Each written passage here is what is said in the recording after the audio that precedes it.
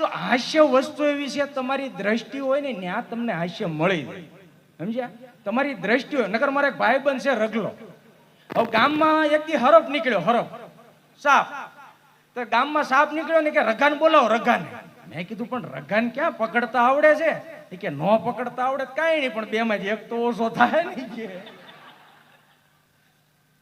એટલે આનંદની વાત તમને ગમે ને મળી જાય. હા, તમારી દ્રષ્ટિ હોવી જોઈએ. હમણાં એક જગ્યાએ લગ્ન હતા, તે લગ્નમાં કન્યાવાળાએ કીધું, સાન્યબેન કન્યાવાળા એ કે અમે કન્યાદાનમાં 70 કિલો હોનું દેવું. બોલો, કન્યાદાનમાં 70 કિલો હોનું દેવું કન્યાવાળાએ કીધું.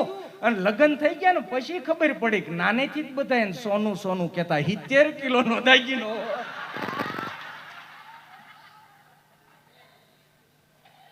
અમુક એટલે જાડા બેન મારે હાઉ જોયા કરે ટગર ટગર. એક બેન આમ થોડાક જબરા, સમજ્યા? વજનદાર જબરા. તે આપણે રેલવે સ્ટેશન છે ને, તેને ઓલો કાંટો છે વજન કરવાનો, તે કાંટા ઉપર સીડ્યા વજન કરવા. કાંટા ઉપર ચડીને પાછા આમ જો પેટનો ફાંજ્યો આમ કરે.